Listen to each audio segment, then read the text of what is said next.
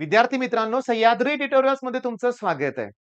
CET मध्ये 100% मिळवायचे आहेत, बरोबर आहे? मग आपल्याला प्लॅन असला पाहिजे आणि तो प्लॅन कसा व्हायला पाहिजे?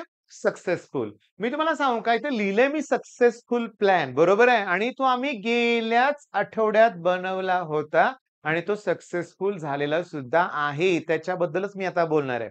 गेल्या सोमवारपासून अगदी सोमवार, मंगळवार, बुधवार, गुरुवार, शुक्रवार आणि शनिवार असे सलग 6 दिवस म्हणूया आपण. सलग 6 दिवस मी केमिस्ट्रीच्या ना 10 टॉपिकवर डेली टेस्ट घेतल्या होत्या. तुमच्यापैकी बऱ्याच मुलांनी रोज 4 वाजता ती टेस्ट अटेम्प्ट केली होती.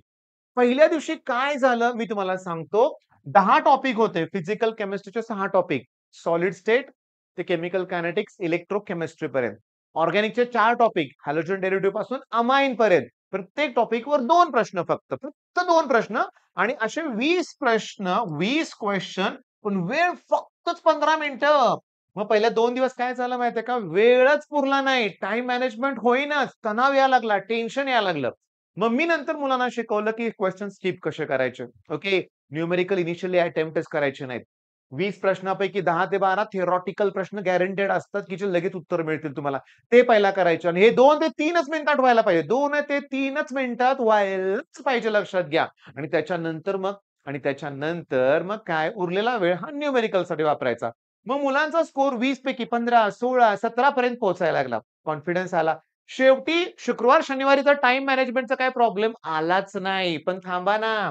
काल रविवारी आम्ही 30 क्वेश्चनची टेस्ट घेतली होती म्हणूया आपण आणि त्याला मात्र वेळ मी 30 मिनिटं दिला होता. Okay, 30 minute.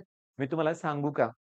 Physical chemistry, okay. त्याच्यानंतर दुसरा कुठला टॉपिक आहे? ऑर्गॅनिक. सोडून कुठला आहे रे? इनऑर्गॅनिक आहे. बरोबर आहे. अप्लाइड केमिस्ट्री आहे. बरोबर आहे.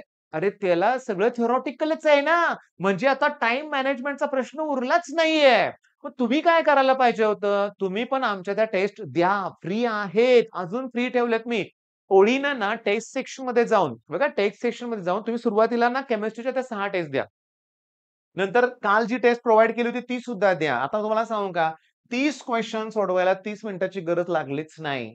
अतिशय कमी वेळेत अगदी 8-10 मिनिटं प्रत्येक मुलाची शिल्लक राहिली आणि स्कोर सुद्धा चांगला झाला. मग मी व्हिडिओचं टायटलच त्यामुळे ठेवलंय, की प्लॅन तर आपला सक्सेसफुल झाला.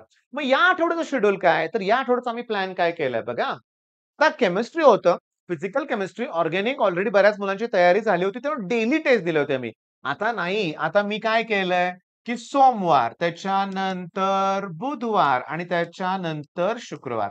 ओके. सोमवारी फक्त इलेक्ट्रोकेमिस्ट्रीची टेस्ट आहे. बुधवारी फक्त केटीजीची टेस्ट आहे आणि शुक्रवारी डिफरन्शिएशनची टेस्ट आहे आणि रविवारी याच 3 टॉपिकवरती ग्रुप टेस्ट आहे. मग आपल्या क्रॅश कोर्समध्ये सगळं छानच सुरू आहे आणि मोस्टली टेस्ट सुरुवातीला मी तुम्हाला फ्री ठेवतोय. पण बऱ्याच मुलांनी मला सांगितलं, की सर टेस्ट सीरीज लॉन्च करा.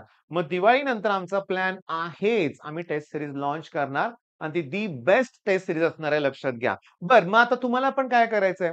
आता ह्या ज्या टेस्ट आहेत त्या द्या ना तुम्ही. ॲप आपलं डाउनलोड करा आणि काही कशा टेस्ट द्यायच्या, काय कसं काय हे सगळं ना या नंबरवर कॉल करून इमिजिएटली विचारा. ओके. प्लॅन तर सक्सेसफुल आहे. पण टेस्ट सगळेजण देतायत का? नाही देत, नाही देत. मुलं त्यांची लाईफ एन्जॉय करतायत. मित्रांच्यावर फिरणे, इकडे-तिकडे लाईफ एन्जॉय करणे, अभ्यास नाही करणे, नको त्या गोष्टी करणे. पुन्हा आहेत गेमिंग तर आहेच म्हणूया आपण. मी अशा मुलांकडे दुर्लक्षच करतोय. पण करणाऱ्या मुलांची संख्या पण जास्त आहे याच्यातच आनंद आहे.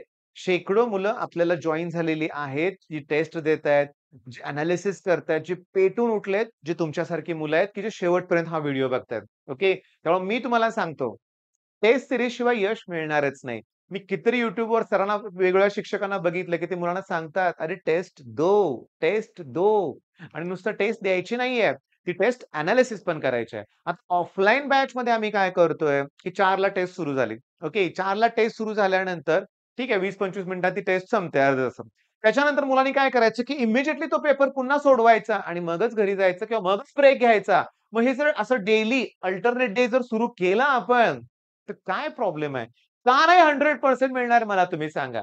मी तुम्हाला सांगतो YouTubeवर मी बघतो रे कितीतरी व्हिडिओज आहेत, की स्टडी प्लॅन सगळे आहेत.